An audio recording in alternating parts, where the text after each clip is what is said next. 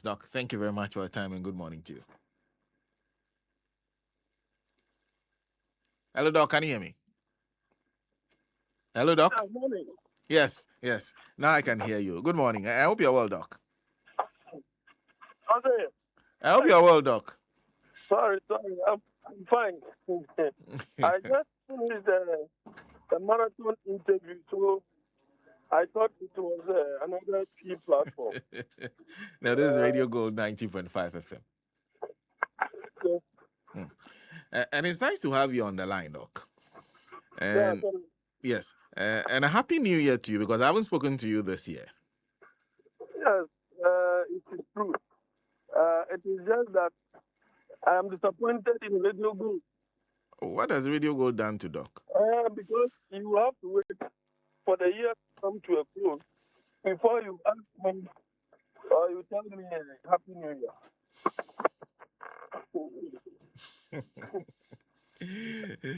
Well, point accepted. Point taken, yes. And we accept it. But it's nice to have you on the line. And first, let me start with, and of course, I'm sure you've had the opportunity of listening to that audio of Professor Frimpong Boateng. The things he said and the party's reaction. Do you think the reaction of the party is excessive or is the right reaction? So now let me say good morning to your listeners. I've been thinking through this particular issue, and I am beginning to appreciate the fact that anybody who will want to be elected as general secretary of any of these two big parties must have done some communication strategy. It's important because it's one way by which you'll be able to address issues. I mean, what a general secretary did or sought to do is just a knee-jerk approach to resolving this particular issue. And anytime you use a knee-jerk approach to resolve a problem, it means that your judgment is clouded by emotionalism instead of sober reflection. You see, this particular issue can easily degenerate into something else. Ask yourself, what the man said, which one is not true? Which one is sensitive? The only one you can look at it as very subjective is the fact that going with the Babaumea will not lead to any new result. That one is subjective, and probably that is clouded by his political view. The point has to be made that we are aware of the rest. Everybody is aware of the rest in the community. Who doesn't know that about me can be paid for 100 Ghana cedis? The delegates themselves attested to it. So if the man is saying something like that stuff, you think that he is erecting the image of the party as a corporate entity. I am of the view that the general secretary ought to have been a bit strategic in terms of the communication. I was thinking that the best way to deal with an issue is by suggesting to all that, look, the MPP just suffered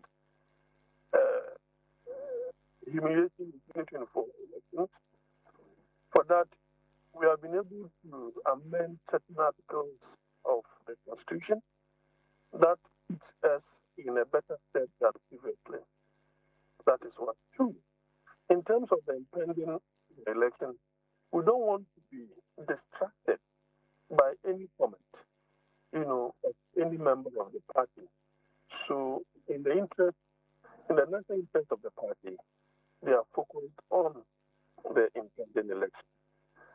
Thirdly, the man complained about coercion, abuse of power, intimidation.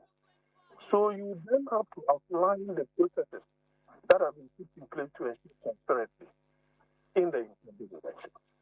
And then share the vision of the MPP come some years to come.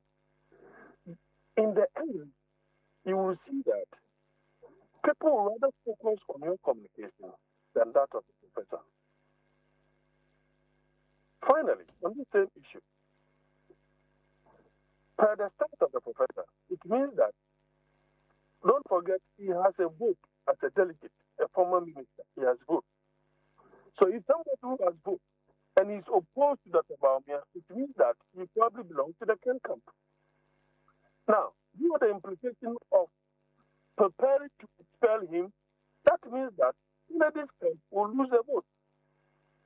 And do you think that they will sit idle, especially when the pronouncement is supposed to mirror to the favor of Kennedy's camp? So you see, at the end of the day, the General Secretary will create more problems than he could solve. Because sometimes you just have to play some kind of duck, behave as though you've not heard it. In just a matter of a week, that issue will die. Because people will be focusing on what is intended, not what has transpired or what, has taken place earlier. That is how you need to be strategical. You need to put forth strategic communication. That is my view on this. But if you were in the shoes of the party executives, you perhaps, maybe in the evening, even if you were watching the show or you were not watching, and somebody shares with you a video of someone of the caliber of Frimpong Boateng within your party, saying that the MPP is fake. The current MPP is not the MPP that he knows. And then they ask him, where is the MPP? He said it's virtual. Is that not alarming? Should that not sound alarming to you, coming from someone like him? Well, the views of the good old professor have not changed. From the time that his report was sidelined by the president up to now, he's been very consistent. Look, what he said brings the minds of people to the times of the Danuches, the J.H. Mentors, the Obechebi Lantes, the J. Obechebi Lantes, the Lajetis, the Sichiyus, the Obesites, right? So what I see is some kind of breeding indiscipline among the youth who have been given opportunity to serve in the party. Now, I ask myself, the Deputy General Secretary speaks anyhow to the Tanyahonya all because of politics. But you have forgotten that man can be your father. When these people were engaged in Kumitiapo, what was the age of Justin Kodia? What was the age of Nana B? What was the age of the Deputy General Secretary? What was the age of their youth, the youth leader or youth organizer? Right? Probably apart from the chairman who is indisposed. Look at their ages. Do they really have a craft within the party? The names I've mentioned are people who had great tasks, who commanded respect. Now, the old guys are now in the periphery. The Hackman, the former president, the president, for many others, they are just in the periphery of the party. You see? And so, the die in the room of diehard MPP supporters, as we speak now, they still do not see Dr. Baumia. They don't consider him as someone whose umbilical cord is tied to the MPP. Those diehard still, have a problem with Dr. Baumia leading the party. And so, they will make certain pronouncements. But you do not disrespect the elderly. It is something that is not part of our culture. But in the name of politics, people speak anyhow. Yeah, others who have had godfathers who have brought them into the picture, and today they think that they are better. No, it is just a matter of privilege that you've gotten an opportunity to serve the country. It is not right. So when the athletes speak, what you can do is to be a progressive-minded communicator. We have heard you. We will want to do better. Come so and so. We'll take on board. Probably we'll call him to listen to him behind the scenes and find out exactly if there is even more so that we can do in-house clearance of the sort. You see, when you do this, it means you're finding ways of dousing the pressure. That is something that we must be learning. And that's why I argued earlier on that, look, to be a general secretary, you must be a communication expert as well. You should know and learn what strategic communication is all about and learn to react in a very stable manner and a reflective manner instead of being clouded by your emotions. I don't think that is the case because the current crop of MPP, the leadership, look at the minority leader, how he conducts himself, how he misconducts himself sometimes. Is it the kind of leadership that they think can bring them power? I mean, Chairman Sabonsu, fantastic gentleman. He knew when to attack. He knew when to be sober. And even when he's using some kind of interpretive language, they know how to couch it. It's not about couching content. It's about joy, right? A content of ideas. But is that what we see in the current course of the MPP leadership? What I see is belligerent leadership. Belligerent leadership. But they seem to forget that there are a lot more Ghanaians who sit down and do sober reflection of the kinds of things that they say. But if there's any lesson at all, they should look at how they lost the 2024 election. The gap that they were given. That is something that must let them become sober and show some kind of humility in the way and manner they deal with issues, they handle people's affairs, and so on and so forth. Because if it is a matter of abuse, how come the General Secretary has not reacted to the way and manner Mr. Abulanye has been abusing consistently, insulting consistently Kennedy Japan?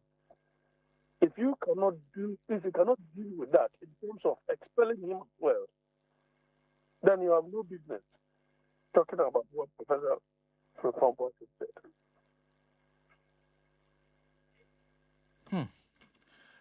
That's quite interesting.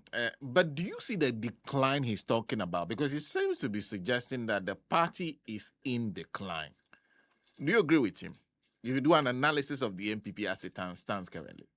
The party is definitely in decline. And it is that now. You see, it happened based upon the decision the former president took. In 2007, during the presidential primaries, you said that when everything was said and done, when it is time for land, you will support him. 16 years of leadership, 8 years in opposition, 8 years in government. Alan's time has not come. Now, you have sent him to support the government. This is the result. So the party is in decline. What do we see? Alan comes out of the party. He's formed his party. He had a movement. Now it's a party. And what is interesting is that their communication team is everywhere on the major platforms of the country. So you see, very soon, the UP Plus will become the third force in this country because of the way and manner they have been prevalent in terms of communication and putting out their ideas there. They have been also working to the MPP. Now, what this means is that once you have another group of persons within the MPP that are disenchanted, they will join the UP Plus. The party is in decline. The party is in decline. Look at the number of seats you got in parliament. That decline is so huge, it's so incalculable. The effect is so incalculable that coming out of that shadow to win power in 2028 is beyond it's beyond an impossibility. Administratively, it is going to be very difficult to move from 87 or whether 87 or 86, right, to win power, especially looking at the performance of the NDC government currently. The NDC has its own problems, internal challenges, because of the grassroots, comment here and there. They may have to handle that. You understand? So apart from that, the party is in decline. Why? Because they have conducted about two one by-election, one rerun, another one is independent, or they have lost. The party is in decline. I see. Let me conclude then by asking you, because you talking about where you started from, that before. Oh, yeah. So let me land on this note, because you're talking about strategic communications. Prof has subsequently also been talking about questioning the capacity of those who are leading the party now. Do you agree that is an issue of capacity to lead the MPP now, but with the executive currently? Yes, that is why I said that they don't have the crowd. They don't have the gravitas. That is why people are questioning their leadership. Because it is your leadership that led to this gargantuan failure in another election. What else are they going to use to mark you? It is your leadership that led to such gargantuan loss.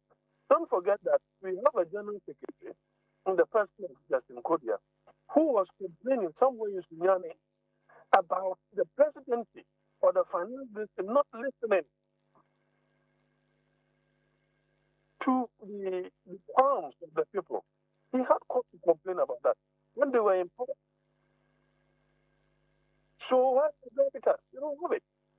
Unfortunately for the party, they allowed President Akufo-Addo to do a one-man show that affected the structures of the party. So it is good that in one of those amendments that they brought, once they find themselves in government and you're elected officer, if the president appoints you, you will have to be one of the positions. Now, obviously, the person will leave the elected office as a party, elected officer, so that they can do, internal elections to fill all those gaps that would have been created, so that the structure of the party will still be in place, even when they are in government. So, a similar issue is happening in NDC, but I'm foreseeing a change like that, some kind of amendment within the NDC. You ask yourself, where is Sami Davis in terms of being the communication officer of the party at the national level? Where is he? He's busy communicating and working on a board because that is a Herculean task that he has been given by the president. Where is Basim Tali? Now, so you will see that gradually this thing will affect the party structures. You have made some regional secretaries, regional ministers. Now, when such a person, what time will he get to go for the regional meetings, where you will have the chairman and the regional minister still being the regional secretary? Don't you think that there could be some kind of friction? So they will have to ponder over things of that nature. It is no longer feasible. You don't have to wait to conduct national elections or regional elections to replace that. You can do some by-elections. Let the person choose one. Obviously, you will choose a higher position so that the party structures can work. Doc, thank you. Thank you for speaking to us. Thank you, sir. Dr. Jonathan Asante Otchere is a political scientist. Join us on the line. And SM, he is making the point that, you see, like you wake up in the morning and then you hear maybe perhaps a license